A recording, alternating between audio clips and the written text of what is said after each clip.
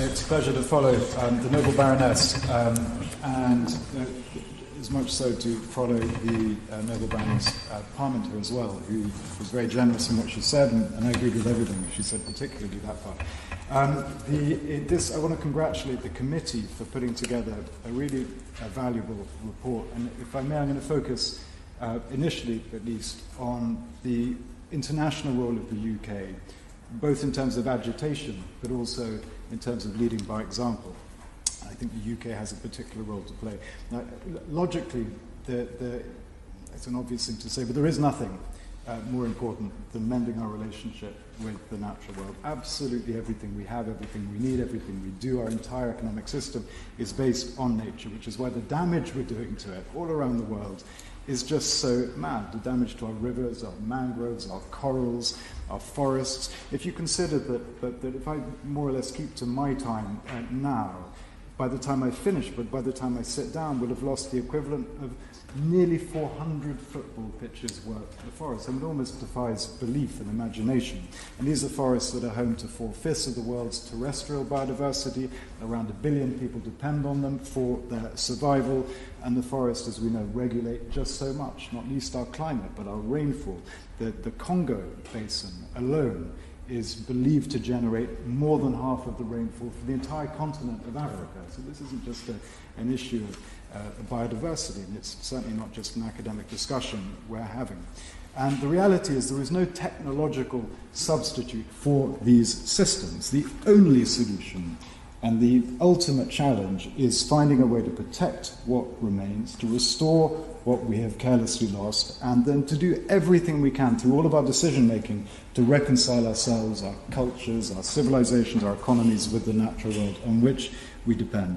And I say it's an obvious thing to say, and I think for this room, I'm certain for this room it didn't need to be said, but it is an argument that needs to be made repeatedly. And the reason for that is that far too often when we hear debates about the environment, or when the environment is discussed as a political issue, we're not actually talking about the environment. We've reduced that whole thing down to a very, very narrow focus on carbon and climate change. It's an extraordinarily one-dimensional discussion that we're having most of the time. The reality is that we could put all the solar panels in the world on all of the rooftops around the planet. We could invest 10 times more in energy efficiency. If we don't massively ramp up our efforts to protect and restore nature, it's all pointless. There is no pathway to net zero. There is no solution to climate change without forests. And I think it's really important that we keep our conversation as broad as possible. Climate change is an overwhelming threat, but it is a symptom, just one symptom, of an underlying and abusive relationship we have with the natural world. Well, of course, I don't want to in any way sound like I'm discouraging efforts to accelerate the much-needed energy or clean energy transition.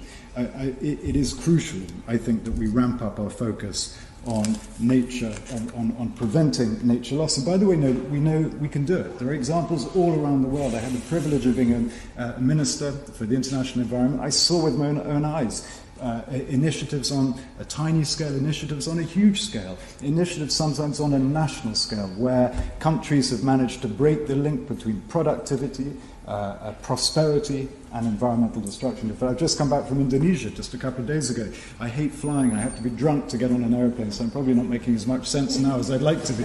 But I can tell you that in Indonesia, a country that has taken a lot of flack over many years for high rates historically of deforestation, has got its deforestation under control. They don't get the credit for it, but they have. The data doesn't lie.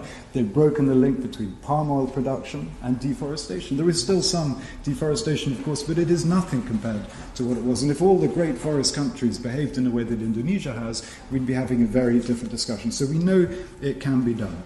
Nobles will remember a few years ago we had the privilege of hosting COP in Glasgow, COP26, which we made an effort to turn into a kind of nature COP. So we wanted to broaden the focus, and we delivered the Glasgow Leaders Declaration on forests. We've got 145 countries representing 90% of the world's forests to commit to end deforestation this decade. We secured $20 billion to support those countries to do it, and we persuaded the multilateral development agencies to align their policies, their portfolios with that same aim. And I think it did represent, in theory at least, an unprecedented package of support for us. And I would like to put on the record my thanks to really extraordinarily talented people in the sort of invisible part of government, the people who don't normally take part in these debates, but who do the real work. Because without any doubt, that was a consequence of an extraordinarily effective diplomatic effort. Since then, we attempted to take that same energy, that same approach, the same momentum to Montreal, which was about a year later. And in order to have an impact, in order to be able to influence the debate, we protected those diplomatic networks that we created. We remained co-leaders of the High Ambition Coalition, the Global Ocean Alliance, organizations designed to extract maximum ambition from countries with which we get on well. We spearheaded with Ecuador, the Maldives, Gabon, a program which suggested how countries might come together, club together in order to fund what was needed in terms of nature restoration. And it was a program which was more or less adopted in Montreal, in the Kunming-Montreal Protocol. Now, there's no doubt that the UK played a very important role. I'm really grateful to what Baroness Parmenter said earlier, but the truth is, I had the honour of being the front of much of this work, but the real work was done by hundreds and hundreds of people in government who were up all night, 4 or 5 days in a row. I thought some of them might be knocking on the door of madness by the end of it, relying only on coffee, but they just did an extraordinary job, and they went way beyond what I certainly was expecting at the time, and I'm very grateful to them. But what was agreed in Montreal was seismic. It's an action plan that will put the world on a path to recovery. We're here to talk about the 30 by 30 targets, and obviously that was the headline achievement that was secured in Montreal. But it was also agreed, and this is, I think, hugely important, that the wealthier countries would provide at least $20 billion per year by 2025 in order to help nature-rich but economically poorer countries deliver their part of the bargain.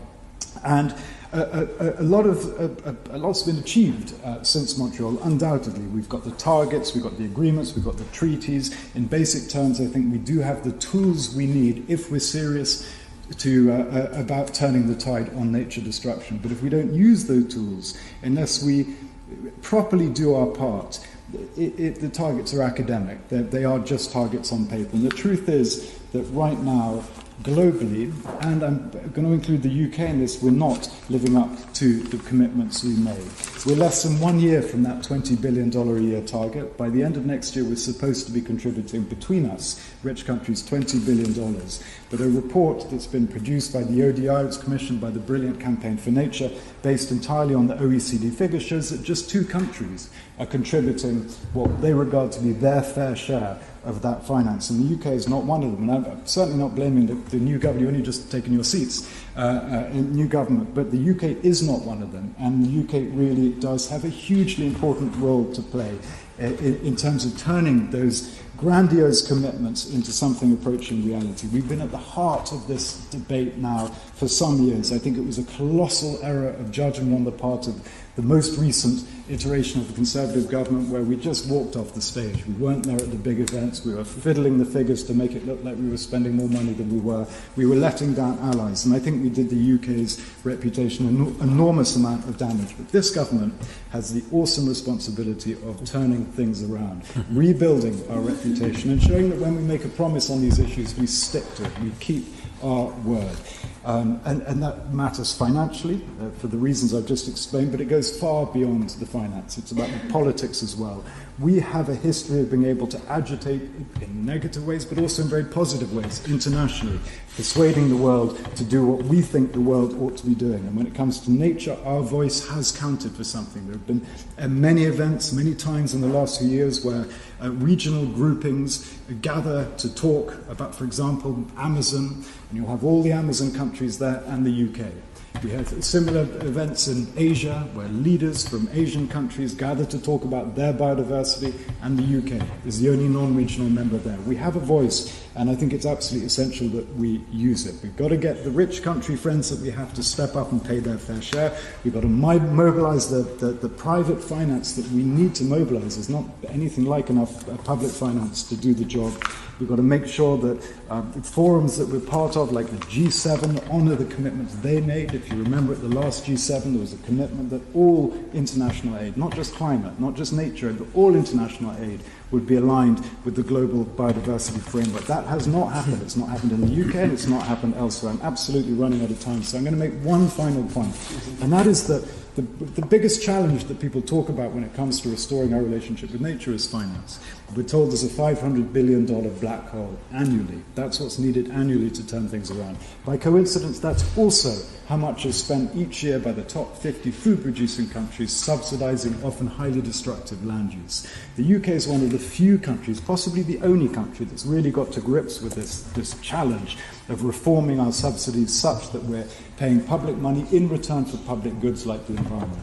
And it is really important, I know others will be talking about this in due course, it's really important that this new government seizes that agenda, recognizes that opportunity, and doesn't in any way yield to the vested interest that undoubtedly will be trying to pressure this government to water down our commitments on land use subsidy reform. It's just too important internationally and too important for the UK.